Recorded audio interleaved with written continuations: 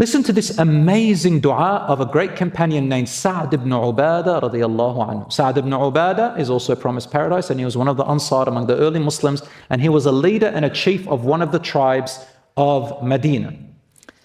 I haven't heard this dua from any other, narrated from any other companion. Listen to it. He said, Allahumma habli majdan, wala majda illa bifi'al, wala fi'al illa bimal. Allahumma la yuslihni al-qalil, wala uslahu alayh. Or wala aslihu alayh. Or wala aslihu alayh. He says, Oh Allah, grant me honor and value. Grant me honor and value. And I cannot have honor and value without action and giving. And there cannot be any action and giving without financial resources. Oh Allah, limited financial resources do not make me adequately functionable. They don't suit me. And I cannot adequately function without having abundance in wealth. It's very clear. Allah, I want honor and value. I cannot have it without action and giving, and I cannot act and give without you making me wealthy and rich. And not being rich doesn't suit me. I can't function like that. And if I am poor, it incapacitates me. I can't live like that. The hadith is in Al-Hakim, narrated Ibn Abu Shaybah, Ibn Sa'ad, and Al-Bayhaqi. And the hadith is authentic and very well known. And you know what? As a result of that dua, Sa'd ibn Ubadah radiyallahu anhu, listen carefully. Al-Rasul Muhammad sallallahu alaihi wasallam, he migrated from Mecca to where? To Medina. How long did he spend in Medina? 10 years.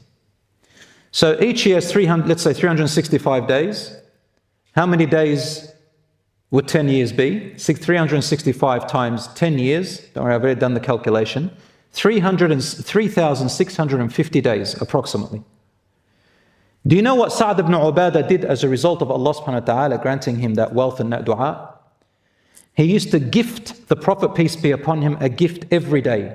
Sometimes a shoulder of a lamb, sometimes a goat, sometimes something else. Every single day for 10 years, he gifted him 3,650 gifts.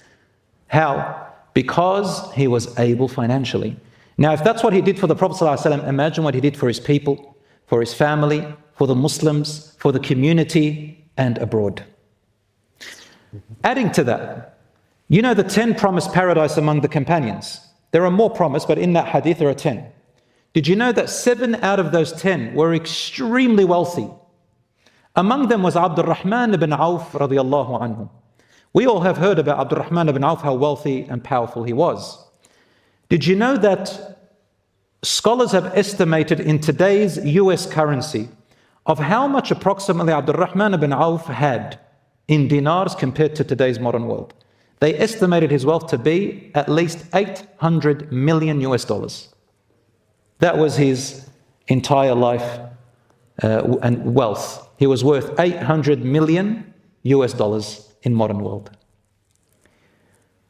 So was Uthman radiallahu anhu, Ibn Affan, Abu Bakr radiallahu anhum, Umar radiallahu anhu, all of them. Ali radiallahu anhu started off poor. He started off poor. And he married Fatima radiallahu anha, the daughter of the Prophet sallallahu alaihi wasallam, and they were extremely poor and it was very hard for them. He was quite young. And one day he said to the Prophet sallallahu alaihi wasallam, Ya Rasulullah, I am suffering from poverty.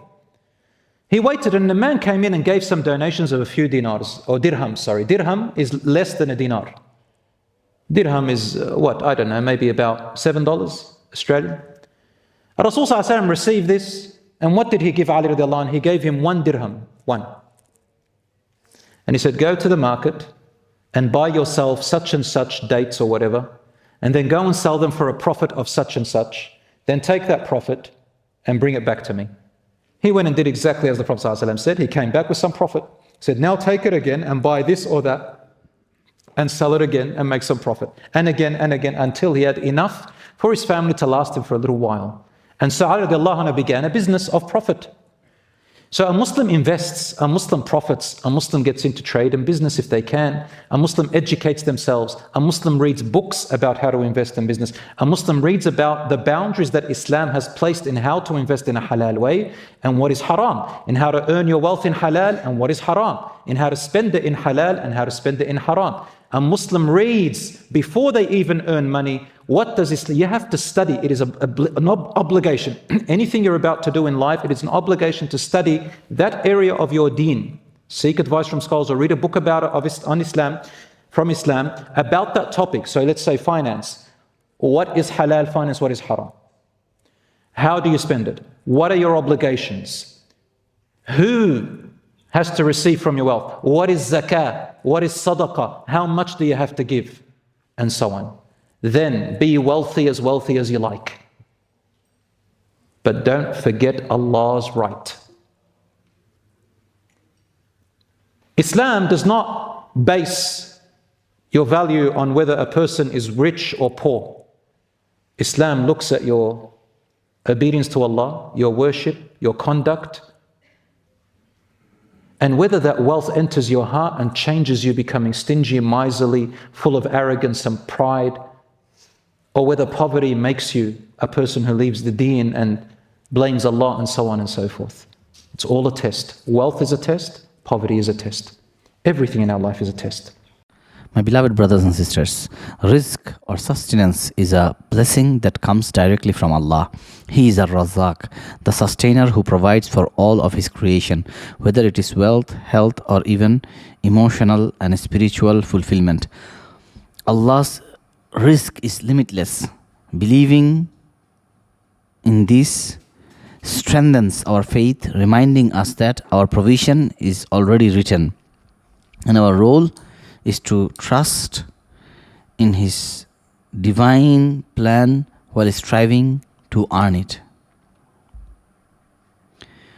Dua is a powerful tool to seek blessings and guidance. When we raise our hands in dua, we are acknowledging that Allah is the ultimate provider.